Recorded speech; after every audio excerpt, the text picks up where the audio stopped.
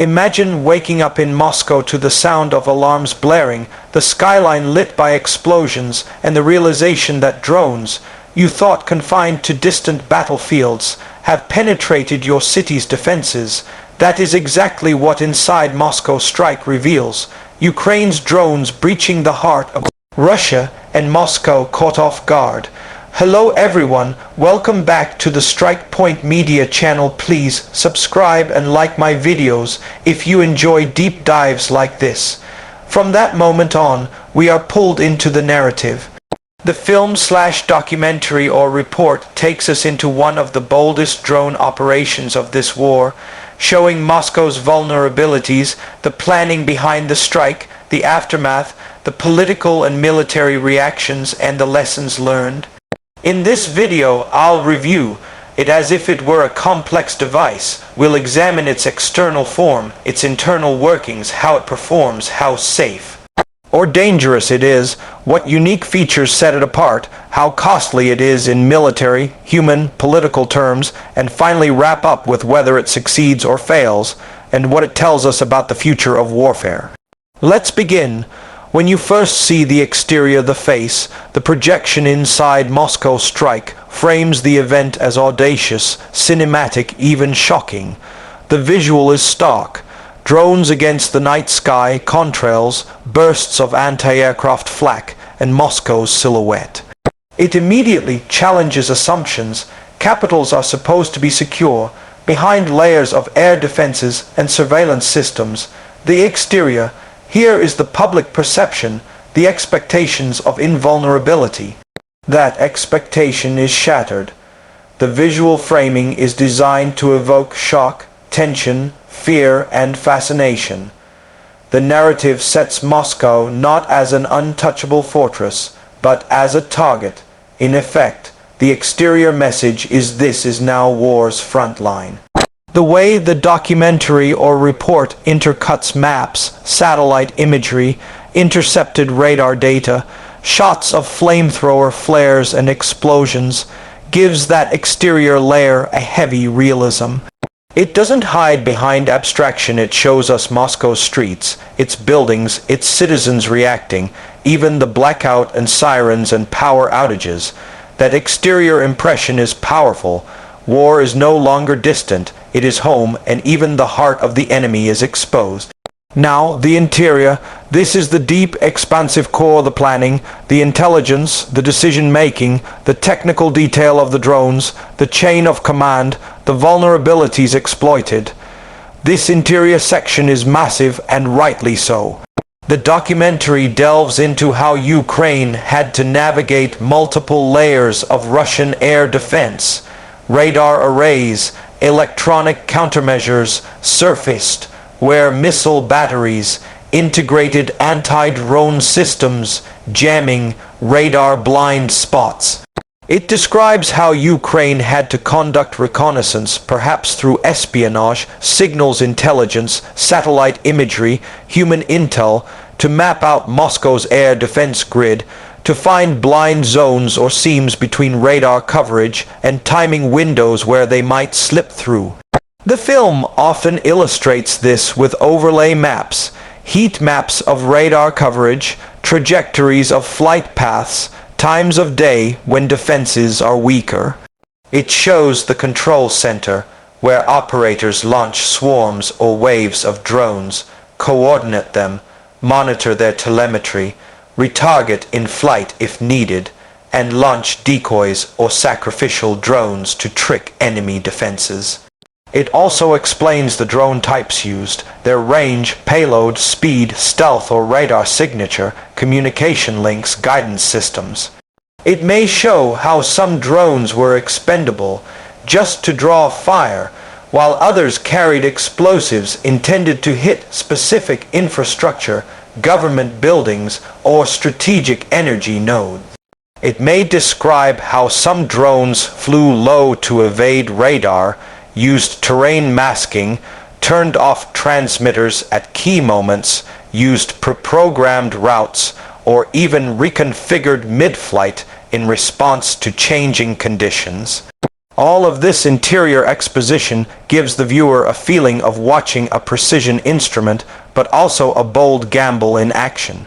Within that interior examination, we also see Moscow's responses, how its air defense attempted to intercept, where it succeeded or failed, how electronic warfare attempted to jam signals, how radar stations might have been shut down or spoofed, how anti-aircraft missiles were fired, how security agencies scrambled to respond, perhaps switching off power to certain radar, or imposing blackout zones, or cutting communications to avoid letting drones navigate off transmitted links.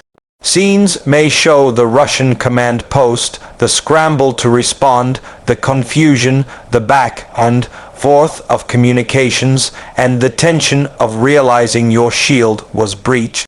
The interior also shows the human element. Intelligence analysts, drone pilots, command staff, political decision makers, emergency services in Moscow reacting, civilians waking up to alarms, footage of damage, interviews with officials or analysts, and on-the-ground reports in the aftermath. It gives us not only the mechanical operations, but the human cost, the surprise, the reaction, the damage assessment. It may also contrast expected doctrine with what actually happened, where plans diverged, where assumptions failed, where improvisation was required. Because the interior is so rich and detailed, the viewer comes away not only impressed by the daring nature of the strike, but understanding how difficult it was, how many moving parts had to align, how many risks were being accepted, and how close it might have come to failure. That internal mechanism is what distinguishes a superficial report from a serious documentary, and Inside Moscow Strike leans heavily into revealing that machinery. Next, how does it perform? In other words, how effectively did the strike achieve its objectives, and how well does the device operate? On performance, the video shows that the drones did manage to penetrate deep into Moscow's airspace. Reports indicate that Moscow's anti-air defenses were overwhelmed or bypassed in certain sectors. In the largest such attacks, it is reported that Russia intercepted many drones. For example, in one recent attack over Moscow, dozens of drones were shot down, yet some got through. Some of those drones struck buildings. Russia acknowledged at least one strike on the IQ Quarter business complex, damaging federal government offices. The impact in terms of physical damage might not be massive compared to large missile barrages, but the psychological shock is profound. A capital city, once presumed shielded, now vulnerable. The performance includes disruption, closure of airports, disruption of air traffic, blackouts, panic, emergency response, damage to infrastructure. For example, earlier drone attacks temporarily shut down Moscow's international airports. That shows that even if physical damage is limited, the performance in creating disruption is high. However, the performance is uneven. Many drones are intercepted, many fail to reach their target. The film highlights gaps, times when defenses did catch attackers, redundancy in drone swarms to absorb losses, backup drones, decoys, or layering multiple waves to saturate defenses. It may discuss that the cost in drones and intelligence is high, and that performance success is probabilistic.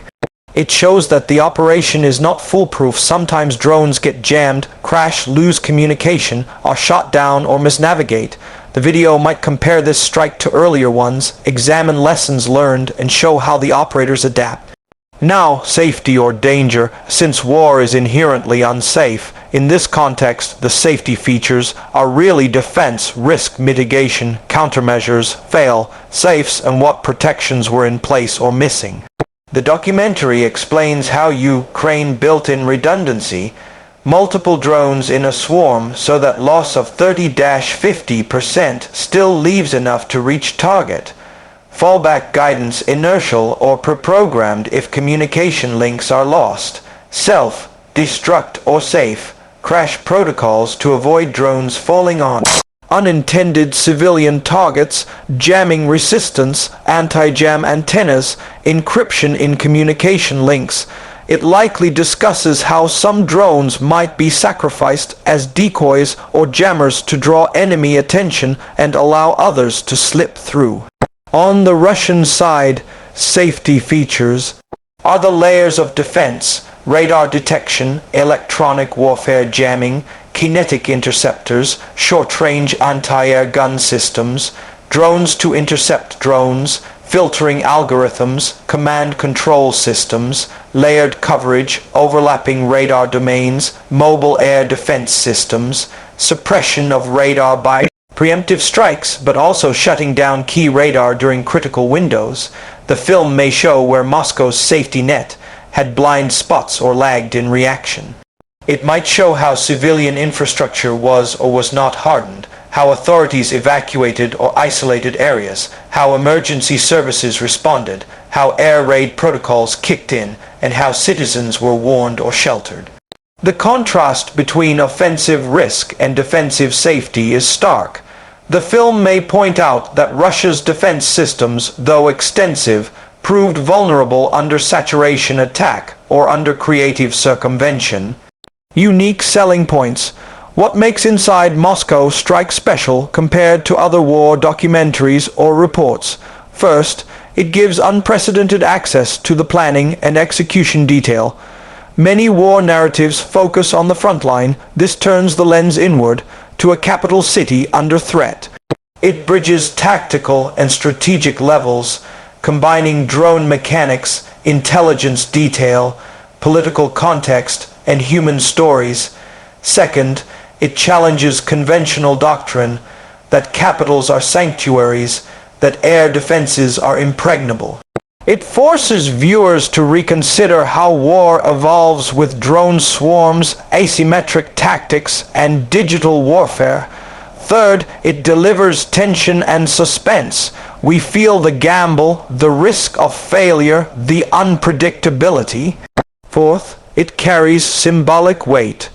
A strike on Moscow is more than physical attacks. It's psychological warfare, signaling reach and defiance. Fifth, it succeeds in being timely. It connects ongoing events, recent drone waves, and evolving tactics, making it not just retrospective but forward-looking on price.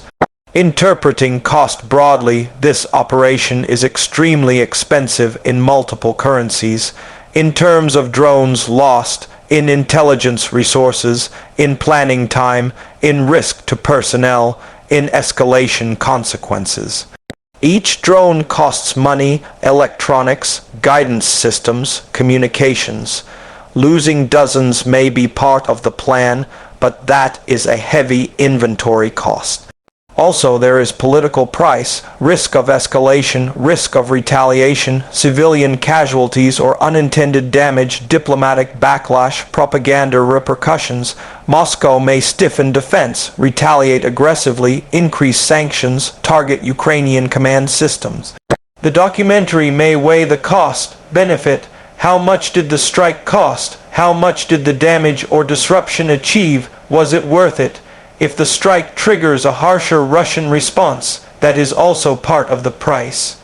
The documentary may compare this to cost of traditional missile strikes or to comparable drone operations in other conflicts. Finally, the conclusion, after reviewing exterior, interior, performance, safety, unique features, and cost, does Inside Moscow Strike succeed in what it sets out to do? In my view, yes, it is a compelling, bold, and illuminating work. It delivers more than spectacle, it educates, it provokes strategic reflection, it humanizes aspects of a war many only see from afar. It forces viewers to confront a new reality, that drones can reach capitals, that layered defenses can be circumvented, and that psychological impact is as important as physical damage. But there are caveats. The success is partial. Many drones were intercepted, many failed. The documentary sometimes speculates or fills gaps with interpretation. The long, Term strategic shift is uncertain. Can Ukraine regularly sustain such deep strikes? Can Russia shore up defenses fast enough? Will retaliation spiral violence or provoke escalation? The viewer is left with more questions than answers, which is appropriate in war. Overall, Inside Moscow Strike is a must. Watch for anyone trying to understand the evolving face of modern warfare. It is not flawless, but its ambition and depth are rare. It delivers impact, insight, and urgency. Thank you for watching this review. If you enjoyed this script or want me to convert it into a shot-by-shot video plan or a shorter version, let me know.